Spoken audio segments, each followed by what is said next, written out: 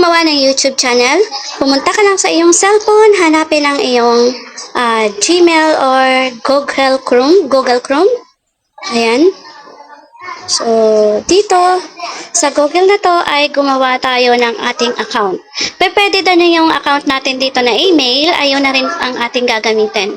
So, for example, ang iyong email dito na activate ay para makasiguro naman nagda-download ka ng mga Play Store, ayan no, ng mga apps sa Play Store. So dito sa Google na to, sa Gmail na to, kung makikita mo, ayan, may nakalagay dito. So dito tayo sa wala pang Gmail. Okay. Ito. So, itong ating Gmail na to, i-Google account, ano natin ang Google account, ayan. I-edit lang natin. Okay. So, i-edit natin to ang ating personal info. Yan. Pwede nang ilagay natin dito. Siyempre, kapag tayo ay maglalagay ng ating account, papalitan natin yan ng ating gustong account sa ating sa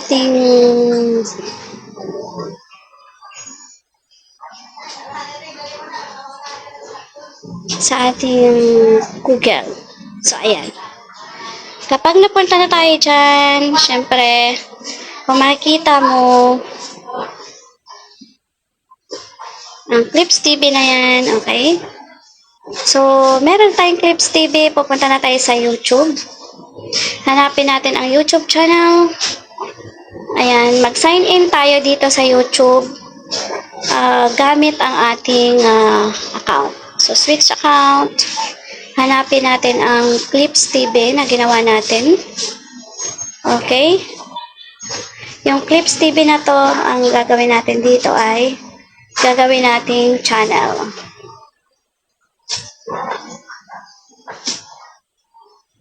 So, ayan na. Nakita nyo, di ba? Clips TV. So, pwede nating mag-add tayo dito ng mga videos.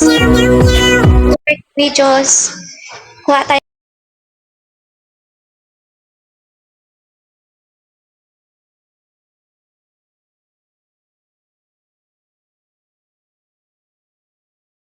Yan. Okay. So, pagkagawa natin yan, pwede na rin tayong dito na rin mag-edit habang nag-upload tayo ng ating short video. Maganda kasi ngayon sa YouTube channel, mag-start tayo sa short videos kasi mas madali tayong, mas madaling mapalawak ni algorithm yung YouTube channel natin kapag meron tayong mga post na short video lang, okay? So, parang like, kagaya po ng TikTok, ng Reels, mas pinupost nila ngayon yung short videos. So, mas malaki magbigay ngayon, madaling makakuha ng mga views dito ngayon sa shorts. Okay, ayan. So, ano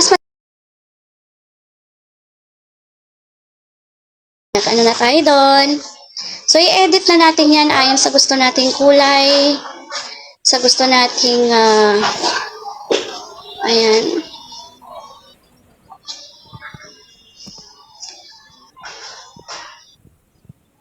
Okay, dahil food, pwede tayo mag-add dito ng ating boses. Ayan.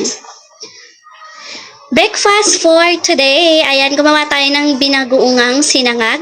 Ito po yung leftover natin kagabi na ulam at with matching kape tayo. Meron din ditong lumpiang Shanghai, natira din ng hapunan. Meron din ditong tinapay. So, mamimili lang tayo kung ano yung gusto natin gawing almusal for this day. Okay? So, ngayon, ito yung pipiliin natin yung sinangag kasi masarap ito sa kape. So, para hindi masayang yung ating mga leftover dahil sa panahon ngayon, napakahirap talaga na magsayang ng pagkain pero minsan hindi talaga natin maubos kahit na budgeted na yung ating niluluto. Okay. So, after nyan, i-ano lang natin. Okay. Then, pagkatapos nyan, i-next na natin. Okay. So, ayan. Lalagyan na natin siya ng title. Nangyari, leftover food.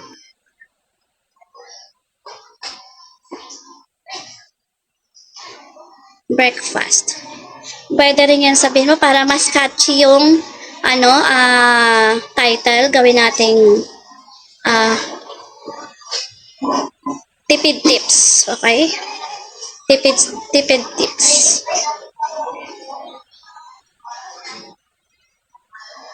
Ayan.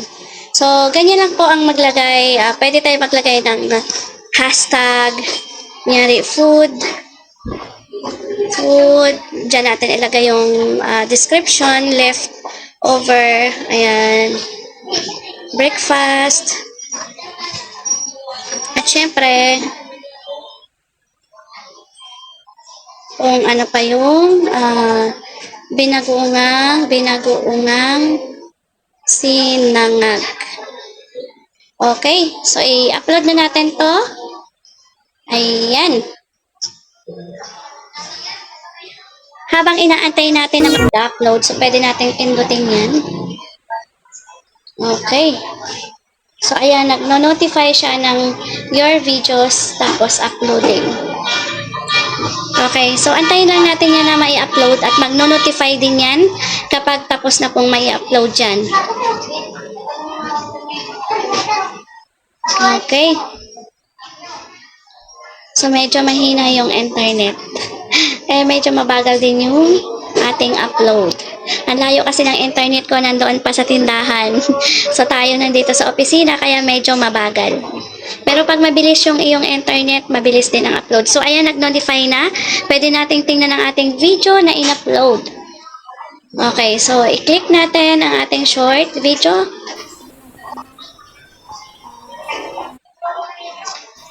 Ayan na. So, ayan.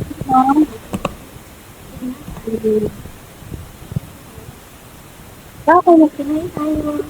Tingnan mo dito, meron ka ng videos na meron ka ng YouTube channel, and then i-click mo dito para sa mga settings mo. Nandito lahat. General settings, ayan. Paano yung mga gusto mo dito na mga gustong ilagay. So, ayan. And then, meron ditong mga account. So, pwede mong i-switch yan. And, yung mga caption mo, pwede mong i-edit. Paano yung gusto mong size. Kung ang caption mo style is blue. Caption size size is large, kahit pa paano. Okay, so yan lang. And then, mag-download ka ng YouTube Studio. Tapos dyan sa YouTube Studio na yan, dyan tayo magsa-sign in. Isa-sign in din natin. Tap natin yung taas, and then mag-switch tayo ng account. Papunta dito sa Clips TV. Okay? Ayan. So, ayan na siya, guys. Pwede mo na siyang i-share ang iyong channel para pwede kang para ma-spread mo na yung iyong channel. Dito sa channel sa YouTube na pala, automatic na meron kang dito, doon kapag mga long form video, meron ka na agad anong tawag na? Meron ka na agad dito ads kasi hindi ka pamilihan.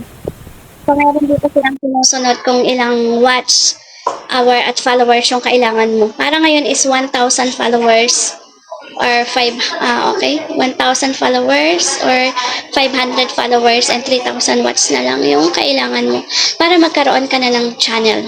So, ngayon, ito na ang pangalan ng iyong channel o view channel. Okay. Yan. So, yan yung channel natin. So, pwede na natin i-share to ang ating channel na yan. Okay. So, kapag mag-share ka na yung mga video dito, pwede natin dito. Ayan. Pwede natin i-share to papunta sa ating Facebook or sa group. Ayan. So, pwede natin ilagay dito. Ito pang YouTube ko to, ang group ko na to. Let's grow. O, same. Parang sa Facebook din, kailangan matuto din tayong makipag-engage kahit papano. Pero kapag maganda ang pero ang masasabi ko talaga is focus tayo dito sa YouTube, focus tayo sa content natin. Kasi dito, nag-grow ng kusa yung mga audience mo basta nagustuhan nila yung mga content natin. So, i-post natin yan. Ayan, na-share na natin sa FB yung ating channel. So, ganun lang kadali kung paano magkaroon ng channel. Kailangan mo lang mag-download ng YouTube. So, ayan, panoorin na natin. Yan na yung channel mo, ang YouTube. So, pwede ka na maglagay dyan ng profile mo, cover photo, yan, okay? And then magda-download ka din ng YT Studio kasi ito yung pinaka, dito tayo pwede mag-edit, mag-upload, dito natin makita yung mga algorithm, yung mga analytics, ayan, yung mga content mo, kung i-edit mo, dito yun makikita, okay? So, dito mo rin makikita yung earning mo just in case na nag-earn ka na. Ayan. So, hopefully nakatulong sa inyo kung paano natin nagawa ang YouTube channel. Thank you for watching, guys!